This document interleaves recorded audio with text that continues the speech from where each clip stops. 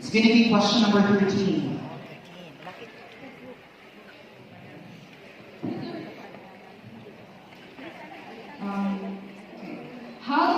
How do you plan to leave legacy and inspire future generation as a record holder? With everything that you have going on, how will you handle the responsibilities of the crowd if you are selected? Thank you for that wonderful question. With everything that I am going on, I will handle the responsibilities of the crowd. Can you please repeat the question, please?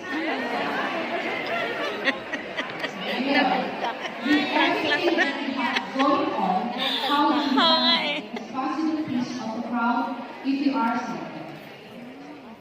If given a chance to be selected as the next Miss Universe Philippines Cyprus 2025, I will handle the responsibilities of the crowd by providing an advocacy or a platform. Or even, I will manage by balancing my work and my time management as well, as if given a chance.